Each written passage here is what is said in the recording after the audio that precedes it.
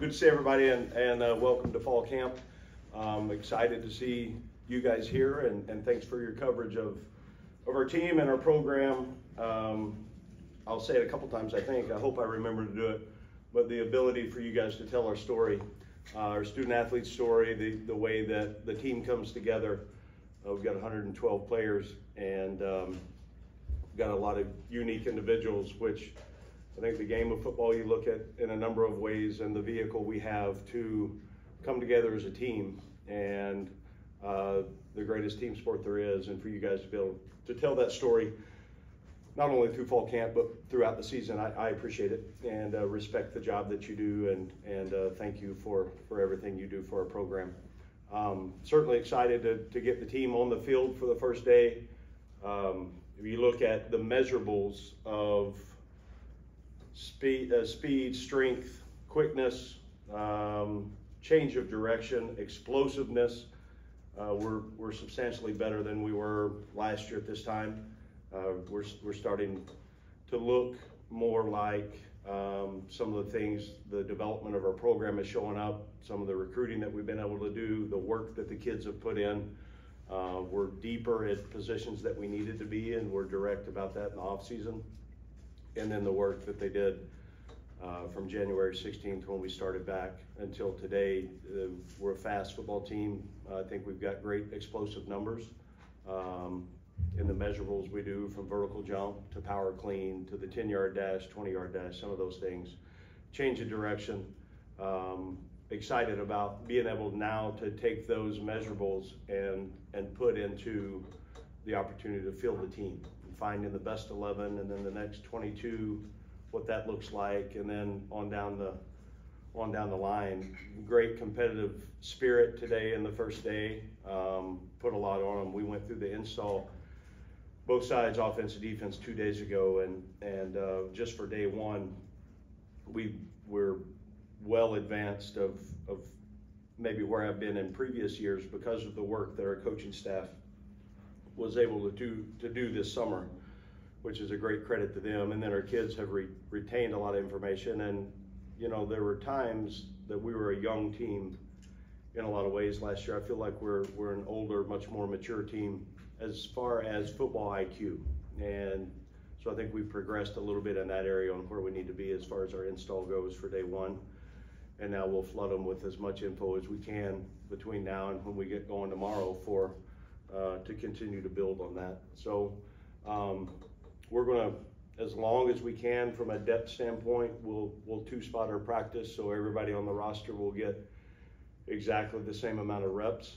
We'll move guys around. You know, there's really not a depth chart. There is just for guidance, but we're gonna move guys from different fields as we go into camp, and they understand that. There's a lot of competitive battles going on at every position, and that makes you better. So, you know, we've got wake up tomorrow, and we're 28 short days away from our first game, so it'll be here quick. But I'll open up with questions if you have them. Coach, I wanted to ask you, the quarterbacks are coming in. Have you given any thought to a 2-quarterback system this upcoming season? I think it would be, I've done that before in my career, but I think it would be too early to say yes to that until we see some substantial work. And I like the skill set of the 3 guys that are, you know, coming in today to visit with you guys, and it'll be a great competitive fall, but not only at, you know, fall camp, but not only at that position. I mean, at receiver and DB, and there's a lot of roster spots up for grabs. And our goal as a staff, no matter if it's a quarterback position, offensive line, whatever it is, you've got to get as many guys as you can in position to play winning football. And then what does that look like from a rotation standpoint once we get to the games? Coach, what did Matt Sluka show you today, especially with his legs? Yeah, I think he's got natural ability. He's got a feel for the position because he's played, you know, he's got a lot of experience playing quarterback. And I think he understands if it's not there, he's talented enough, you know, with the run game and with his ability to escape, that he's going to go get positive yards that way. That didn't surprise me today.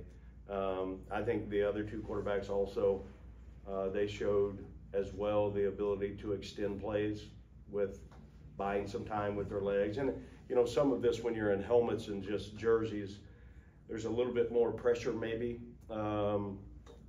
in some of those situations on the quarterback, because the protection up front without, you know, full pads on is a little bit different. So some of those situations for the quarterbacks, it happened a little bit quicker than I think it will, but I thought all three showed really good first day natural instincts. What are you looking for in that starter, coach, when it comes to leading the season? At what position? Quarterback. At quarterback, I would want the starting quarterback to be able to protect the football, to command leadership of the team, to effectively make plays, and to find a way to execute the offense at the highest level he can. Coach, last year I know a lot of it was kind of the potential of what you guys could be, you know, in terms of the messaging to the team and stuff like that. And you'd said before you think this could be an elite program. Now that you kind of have something to point to, does the messaging change at all in terms of like now we have something you guys can see?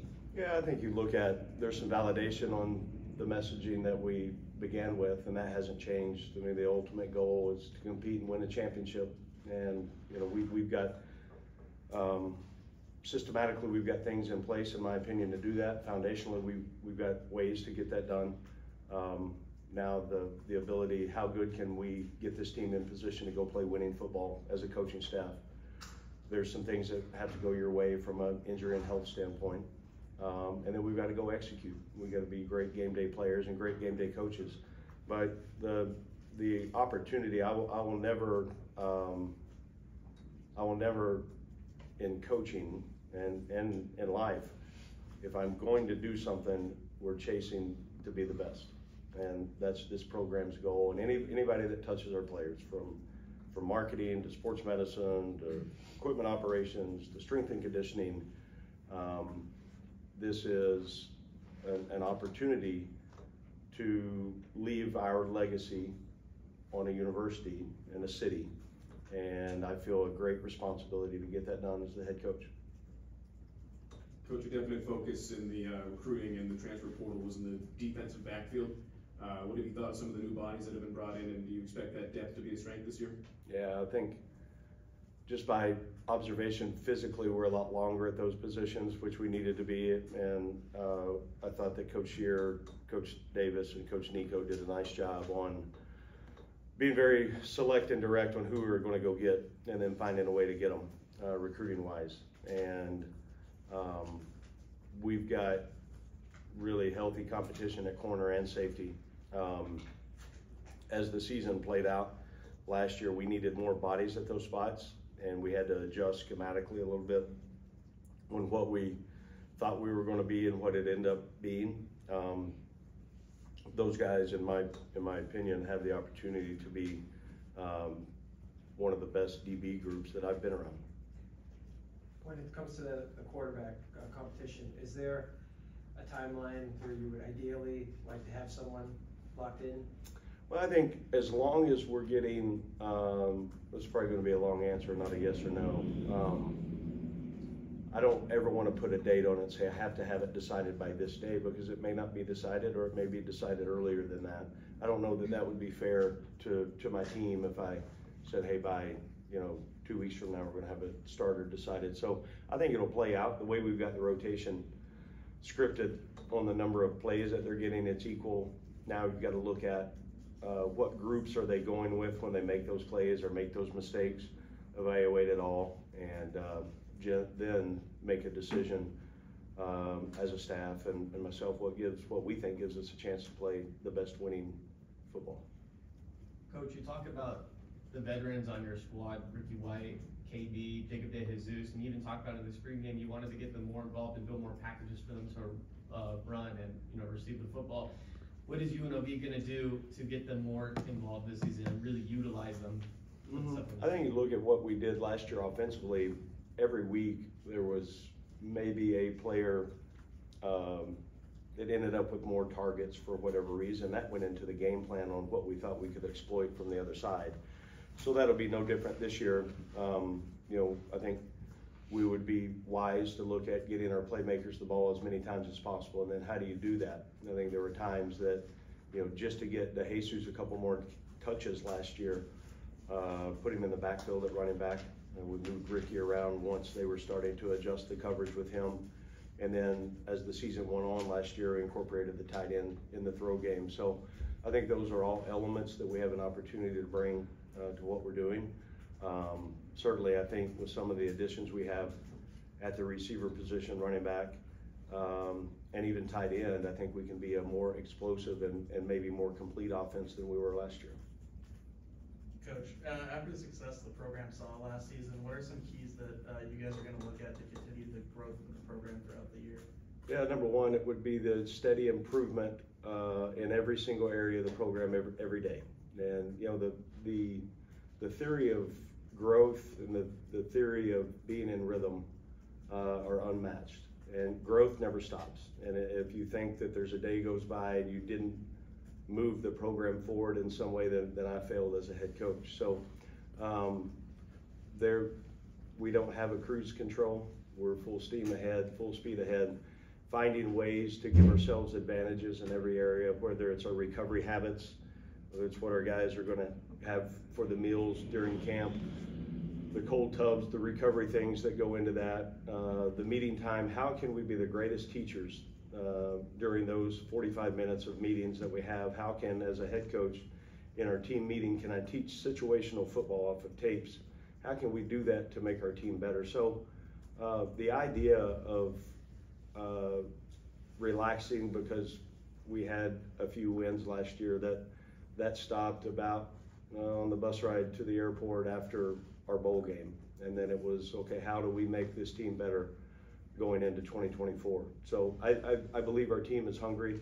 I believe they feel the urgency and they understand for 5.5 months we've got to be all in everything that we do. And if we can do that, we'll have a chance to play good football.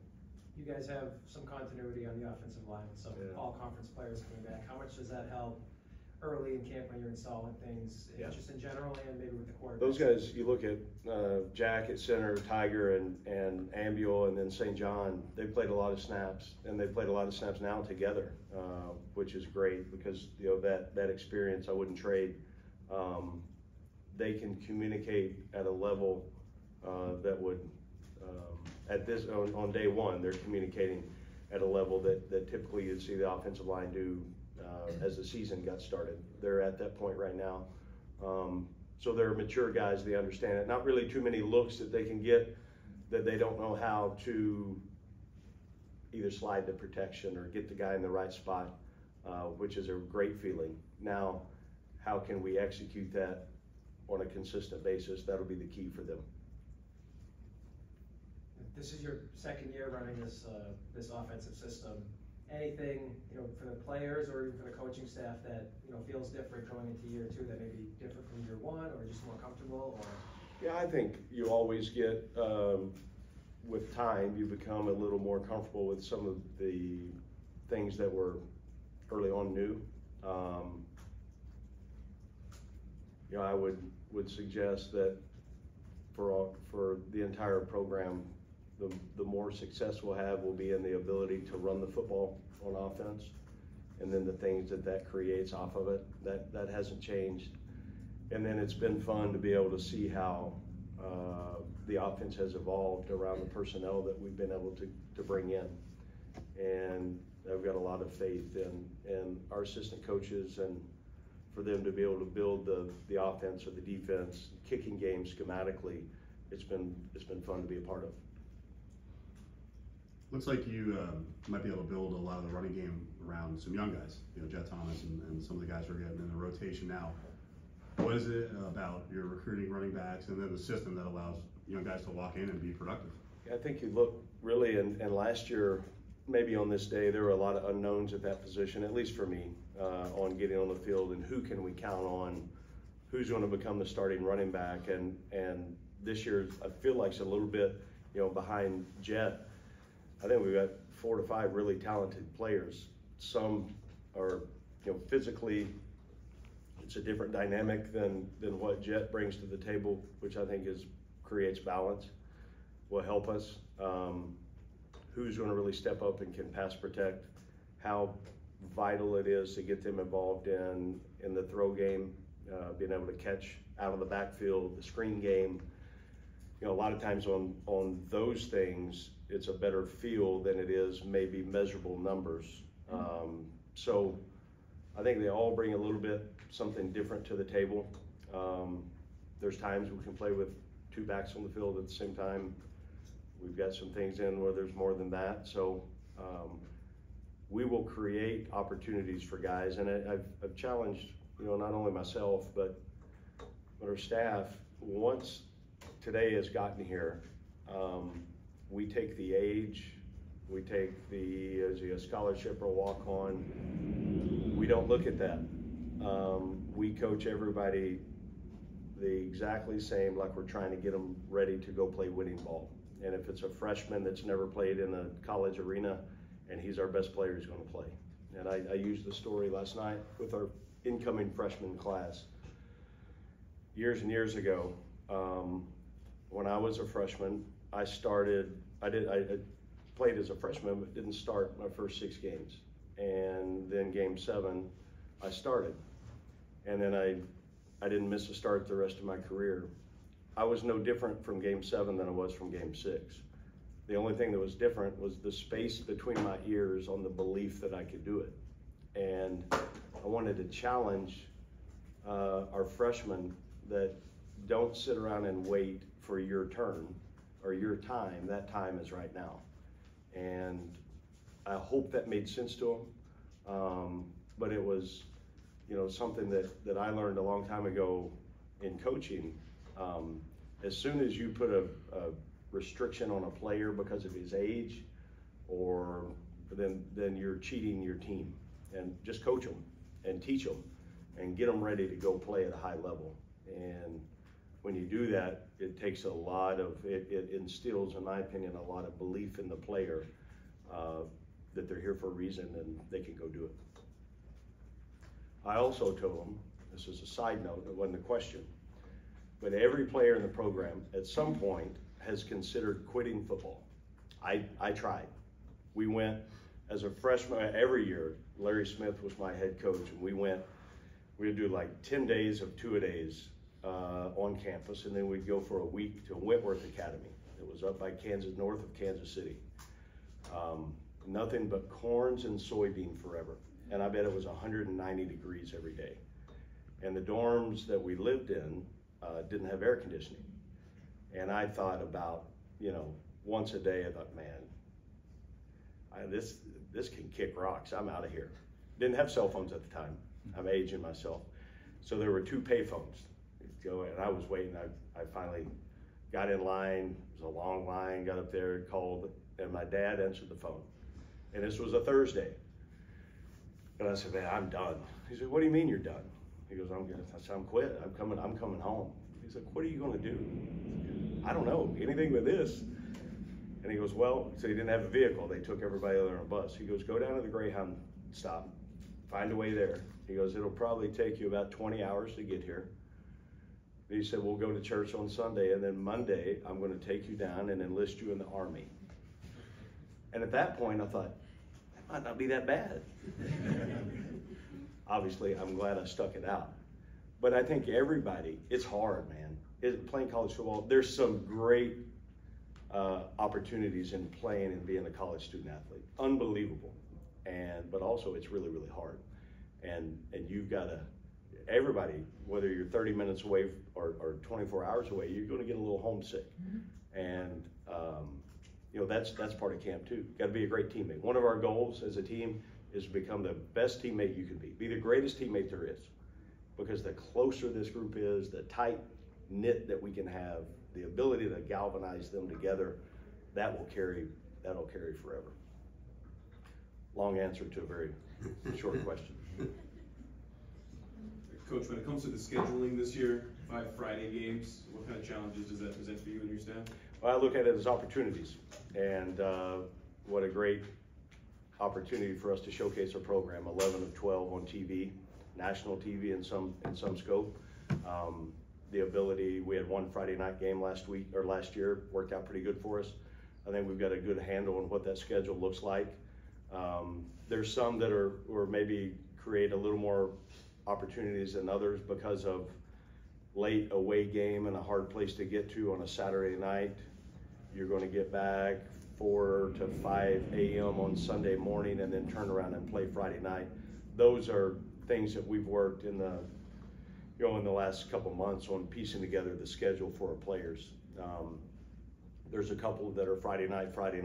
There are some that are Friday night, and then you get an extra day Saturday. So I would say it would be the most unique schedule that I've been a part of. Everything for us, we try to find a way to keep it consistent, and in the players' minds, they know this is our Monday practice, whatever day of the week it's on. This is our Tuesday, Wednesday, Thursday, this is our Friday script, and then lock into the game. So I'm excited about the opportunities that we have, the ability to showcase UNLV on a national stage 11 times, for the opportunity to play postseason. Our kids have embraced it, they understand what's at stake. You mentioned the team is all gas, no brakes. The season openers feels like right around the corner, but how do you kind of evaluate if somebody gets injured on day one, or maybe their fitness is not there on day one? Is there kind of like a grace period, and how do you evaluate that player? Yeah, I think, I'm hard-headed enough to, tomorrow the practice schedule will be just like this, plus about 15 more plays. So we're going to go, and we've got to know what we have. The ability we take a TV timeout about halfway through practice. We mirror a normal TV timeout of an extended 3 minutes, 50 seconds. And then the ability to mentally come off that break and then go finish a practice. 11-on-11 situational ball, red zone, 2 minute. We're not going to stop. If you don't do the things right from the time the practice is over today until we get started tomorrow, the practice will expose you. And we've got a really physically in shape team. I also understand the game of football is hard. There's going to be injuries. I hate that part of it, but that's also a reason why we structure a practice the way that we do, that everybody is getting coached and trained, because at some point your number is going to get called. And I want your teammates to have the confidence in you to go play. I want the coaches to have the ability to put you in, plug and play. And then for your own self to have the self-belief and confidence that you can go get the job done. Anything else? Thank you, Coach. Today's Friday. Have a great Friday. It's Groundhog Day for us, and I love it. Greatest time of year. Thank you, guys. Thank you.